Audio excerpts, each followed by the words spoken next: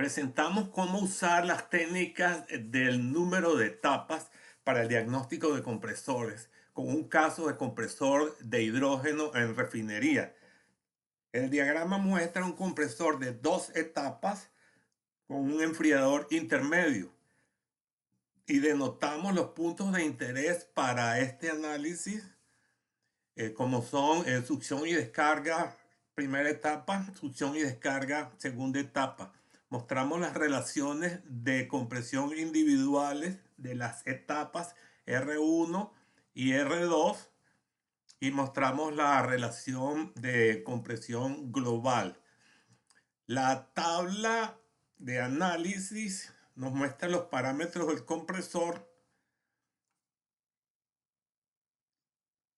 con las lecturas en color negro, las condiciones teóricas en color verde y las condiciones ideales en color rojo, como vamos a explicar a continuación. Este es un compresor que succiona a 28 bar y descarga a 95. Las presiones interetapas son 49 en el punto 2 y punto 3 son iguales, lo cual indica que no hay pérdidas interetapas. Las temperaturas son 35 en la succión de primera etapa y 52 succión de segunda etapa. La descarga, temperaturas de descarga son 102 primera etapa y 127 segunda etapa.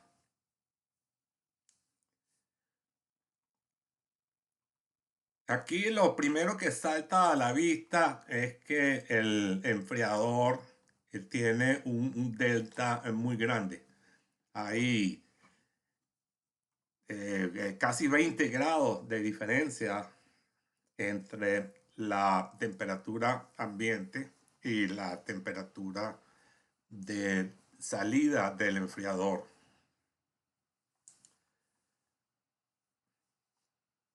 Las relaciones de compresión individuales, entonces las calculamos como 1,72 en la primera etapa y 1,92 en la segunda. En la primera etapa dividimos 50 entre 29 porque son presiones absolutas, y en la segunda etapa dividimos o sacamos el cociente de 96 entre 49 porque son presiones absolutas, y los resultados dan 1,72 y 1,92.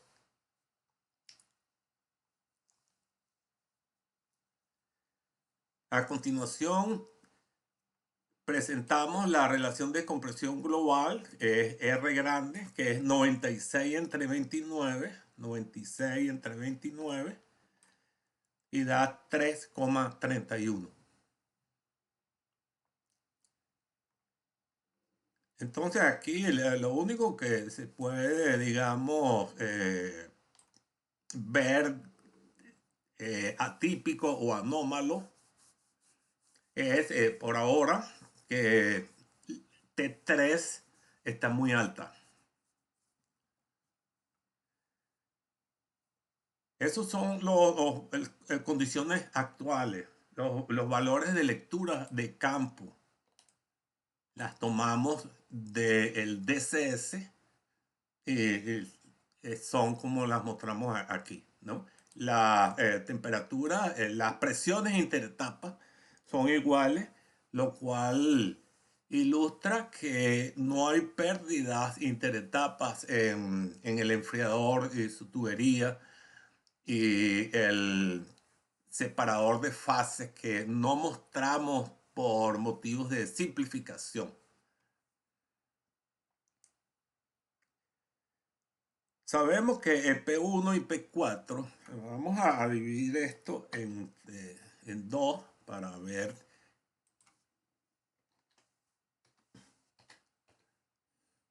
el diagrama en el lado izquierdo. Sabemos que P1 y P4 las fija el proceso, no el compresor. El compresor no influencia esas presiones en el corto plazo, porque esas presiones dependen de lo que hay aguas arriba y aguas abajo del compresor, que son las condiciones de proceso, y no las cambia de acuerdo a su desempeño. Estas presiones son independientes en este análisis y son puntos importantes de partida para hacer algunos cálculos. Las presiones 2 y 3 sí son resultado del desempeño del compresor y repito que son iguales porque no consideramos pérdidas interetapas. El enfriador, por su lado, es un enfriador de aire que toma el aire de la atmósfera a temperatura que es igual a la succión primera etapa. La succión primera etapa se considera casi siempre a temperatura ambiente porque el gas viene circulando por una tubería desde lejos y esa tubería está expuesta a la atmósfera. Entonces, a menos que sea aislada con aislamiento, pero generalmente queremos que la temperatura del gas sea baja para poder comprimir a altas presiones sin altas temperaturas.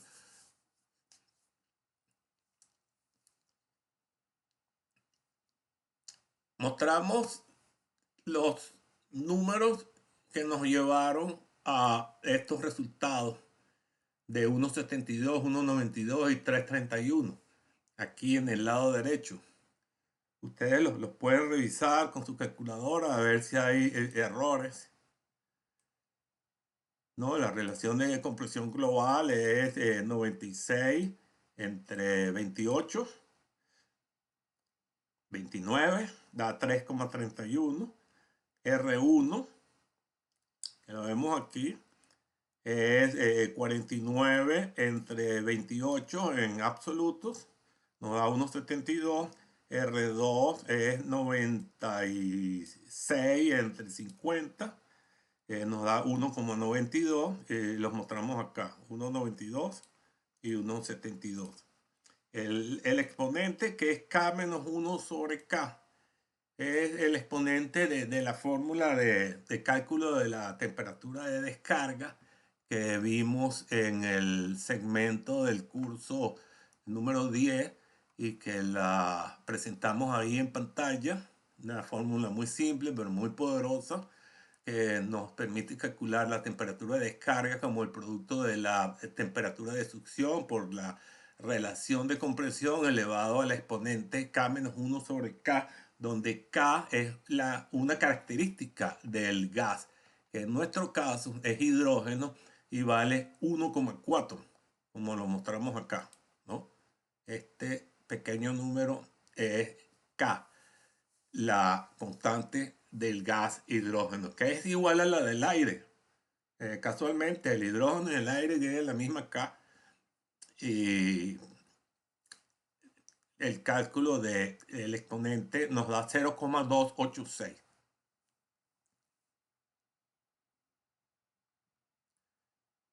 Eso es con respecto a las condiciones actuales, que también las podemos llamar condiciones reales, pero que eh, condiciones reales se prestan un poco a confusión. Entonces preferimos la palabra actual, ¿no?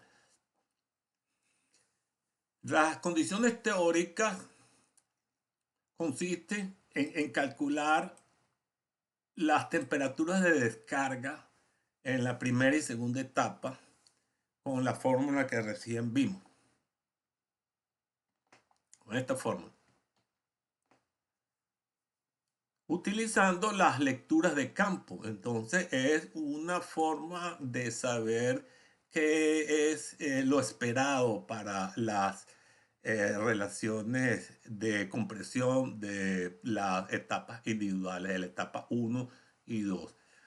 Y aquí entonces mostramos el desarrollo de la fórmula con los valores de 35 Fahrenheit, centígrados, perdón, que es la succión primera etapa, 1,72, que es la R1, .286, que es el valor de K que calculamos, que es el exponente, y esto nos da 83 centígrados. Y lo anotamos acá, 83 centígrados.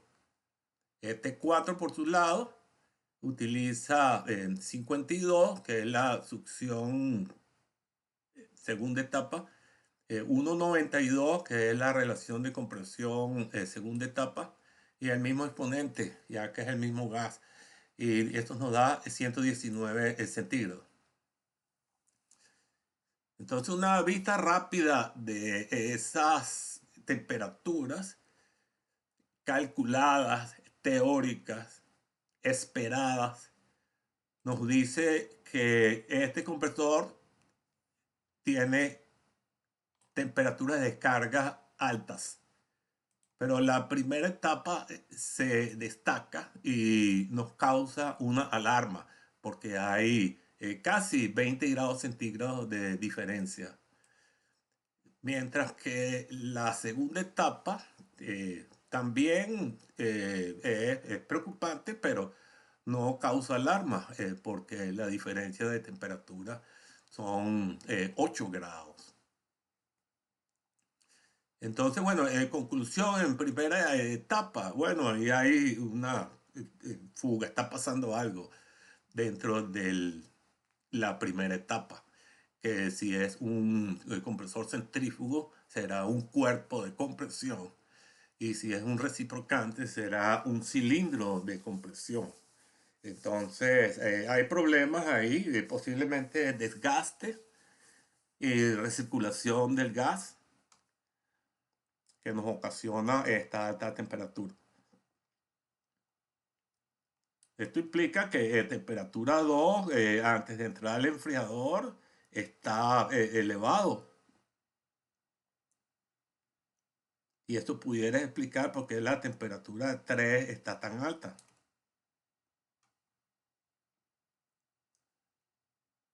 Entonces, en conclusiones, bueno, nosotros creemos hay una fuga en la etapa 1, una fuga de gas, y que hay una fuga incipiente en la etapa 2. ¿Qué es lo que hay que hacer en la etapa 1? Bueno, revisar si el almacén tiene disponible las válvulas para cambiarlas, o por lo menos los componentes de la válvula, el plato, los resortes, porque algo está pasando ahí. También los anillos del pistón y la empacadura de la barra pueden tener problemas. Entonces hay que asegurar que el almacén tiene disponibilidad de esos repuestos. Y con respecto a la etapa 2, bueno, ir con el analizador electrónico, el analizador portátil de desempeño del compresor, y tomar medidas que confirmen estas lecturas, 52 y 127 grados, a ver si hay algún error ahí. Y también asegurar que hay suficientes repuestos en el almacén para cambiar componentes desgastados en caso de necesidad, ¿no? Los repuestos tienen otro nombre en diferentes países de Latinoamérica. Refacciones lo llaman en México, creo que en Argentina también, ¿no? Son piezas para recambio. Veamos las condiciones ideales. Condiciones ideales es las de un compresor balanceado. Si este compresor que vemos en el lado izquierdo estuviera balanceado, R1 y R2 serían iguales. Y igualmente las potencias consumidas por las dos etapas. Esto es importante. ¿Por qué? Porque evita fallas en condiciones anormales de proceso, o debido a errores humanos. Por ejemplo, cambios súbitos de velocidad pueden ocasionar rupturas de ejes y cigüeñales que están desbalanceados. En el caso de los ejes de compresores centrífugos, puede ocasionar fallas torsionales en los acoples y en el mismo eje.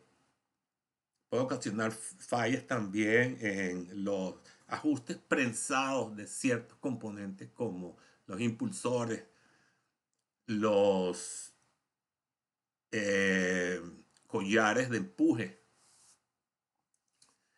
etcétera. Y en los compresores reciprocantes puede ocasionar ruptura por torsión en los cigüeñales, cosas que les voy a mostrar más adelante, cómo fallan por desbalance los compresores reciprocantes. Entonces, ¿cuáles son las presiones ideales para R, P2 y P3? O sea, estas dos R, P2 y P3, porque P1 y P4 no las podemos cambiar. Bueno, aquí presentamos el cálculo de la relación de compresión individual R1 y R2 para dos etapas. Es la raíz de 1,82. Y esa deducción la presentamos en el segmento 10 de este curso. No la vamos a repetir acá, pero los invitamos a ver ese segmento. De ahí entonces podemos calcular la presión 2 ideal y la presión 3 ideal, que por cierto son iguales porque eh, no hay pérdidas interetapas. De todas maneras, utilizamos esta relación de compresión individual ideal que presentamos aquí en rojo y usamos la relación de compresión 1 para calcular P2 y usamos la relación de compresión R2 para calcular P3. P2 nos da, despejando de acá, R1 por P1, o sea, 28 más 1 por 1,82. Aquí lo vemos, 28 más 1 por 1,82 y nos da 52 bar. Y lo anotamos aquí, 52 bar. P3 por su lado, partimos de la R2, es igual a P4 sobre P3, P4 sobre P3, y despejamos P3 como P4 entre R2, o sea, 96 entre 1,92. Perdón, entre 1,82, porque estamos en condiciones ideales, ¿no? Y esto nos da 52 bar como esperábamos, ¿no? Entonces los anotamos acá. El hecho de que las lecturas actuales también igualen las presiones interetapas no implica que el compresor está balanceado. Lo que implica es que no hay pérdidas interetapas. Okay, la conclusión entonces, cuando comparamos la relación individual de compresión ideal con las actuales, es que el compresor está desbalanceado, porque la primera etapa tiene 1,72, o sea, está reducido su consumo de potencia, y la etapa 2 tiene 1,92, o sea que está incrementado su consumo de potencia con respecto a la primera. Y bastante, porque son 0,2 puntos. O sea, un 10%. Hay un 10% de desbalance entre esas dos etapas. Entonces aquí lo denotamos como bueno, necesidad de interés en balancear ese compresor de acuerdo a sus cargas en el futuro. ¿Cuáles son las temperaturas ideales para T2 y T4? Que son las temperaturas de descarga. Esas sí son influenciadas por el desempeño del compresor. Bueno, aquí las mostramos en rojo, las condiciones ideales de presión y temperatura. Entonces T2 y T4 las tenemos acá, 93 y 112, y el desglose de números, los detalles, están aquí en el lado derecho. Y lo que podemos mencionar es que en la primera etapa de T1 es, es 35, que es la presión de succión. Aquí la tenemos más 1 o más 273. La relación de compresión es 1,82 porque estamos hablando de condiciones ideales y el exponente es el mismo, nos da 93 grados. Este 4, entonces utiliza el 52, que es de, la temperatura de succión de la segunda etapa, multiplicada por la relación de compresión de esa etapa, idealmente, que es 1,82, y nos da 112 grados centígrados. Entonces aquí tenemos esos dos valores, ¿no? ¿Qué conclusiones sacamos?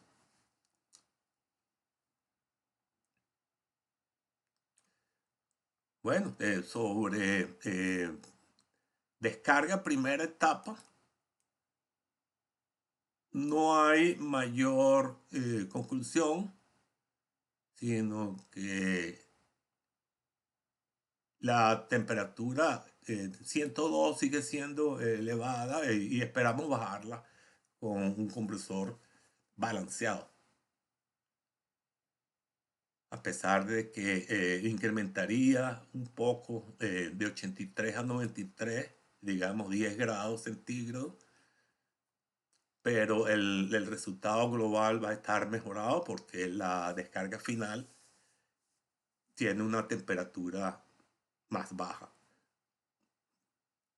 De nuevo, porque la relación de compresión baja sustancialmente de 1,92 a 1,82. En la primera etapa más bien aumentó, la relación de compresión aumenta, la ideal es mayor, entonces por eso hay este aumento de temperatura. Pero no es preocupante. Lo que podemos concluir entonces es que la descarga segunda etapa se va a ver beneficiada por el balanceo o el compresor balanceado. Si hay un interés en que el proceso reciba un gas más frío, entonces esto va a ser sumamente beneficioso. Las condiciones ideales, balancear el compresor.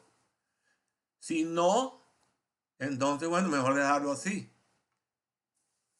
Entonces hay que ver si el proceso le interesa un hidrógeno más caliente, aguas abajo. Pero el compresor como máquina en sí le conviene bajar la temperatura de descarga de la segunda etapa porque, bueno, vamos a tener un compresor más frío. 127 luce muy alto.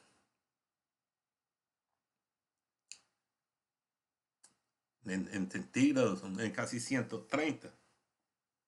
Es 130 grados para un compresor centrífugo no es mucho, pero para un compresor reciprocante, si nos vamos a la norma API, entonces habría que pasar eso a Fahrenheit, cosa que podemos hacer rápidamente.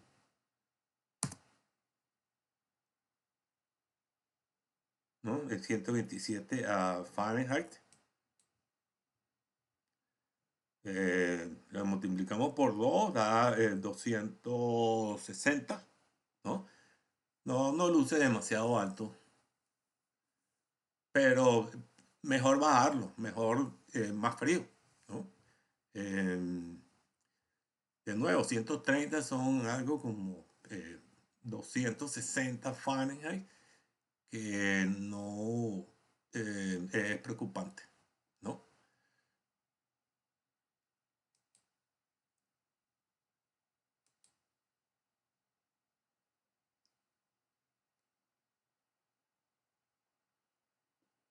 Temperature, ¿no? De Celsius a Fahrenheit son 127, nos da 330, perdón,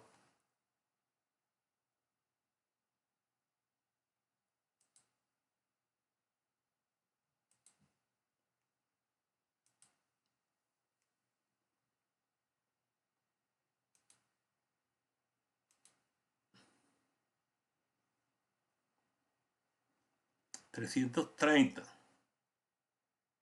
Bueno, pero esto, 230.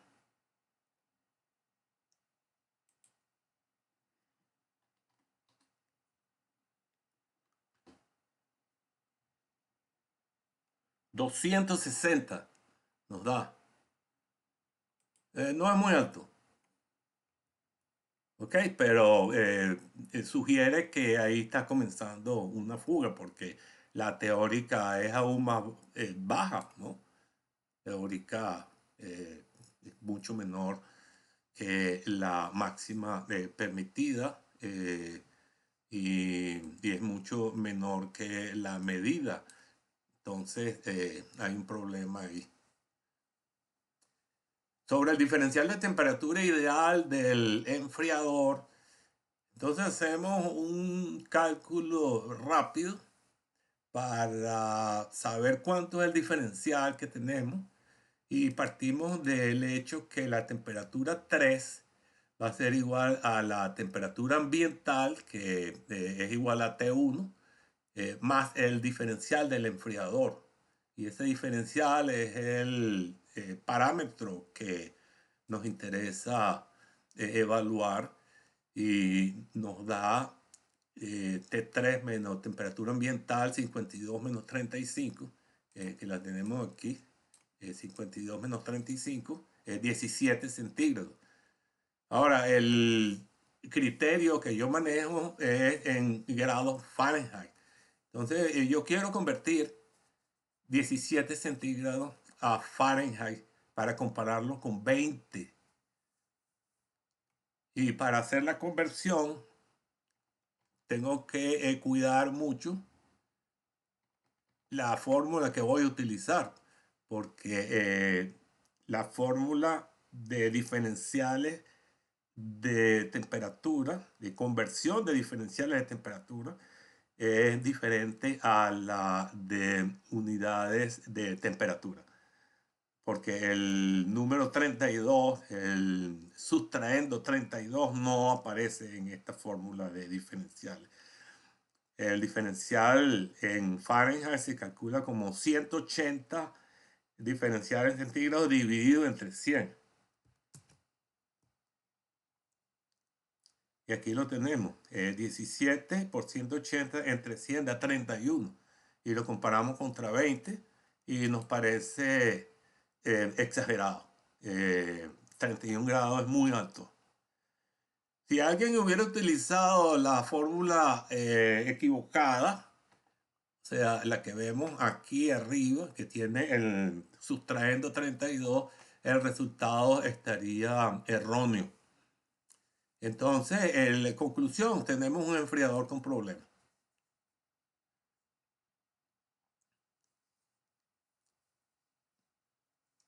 El resumen de hallazgos, entonces, lo mostramos acá. El compresor está desbalanceado y balancear esas cargas mejoraría no solamente la confiabilidad de los componentes internos, como ejes y cigüeñales, sino que la T4, la temperatura de descarga, bajaría algo como el 112 y actualmente es 127. O sea, estamos hablando de ¿cuánto? 8 y 7, 15 grados centígrados, que es significativo. El enfriador tiene problemas, hay que ir a revisarlo. La etapa 1 tiene fugas de gas y hay que retomar las lecturas de la etapa 2 y volver a hacer estos cálculos.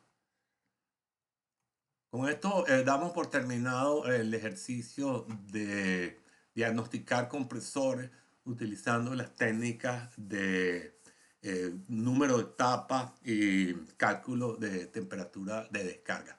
Espero les haya gustado.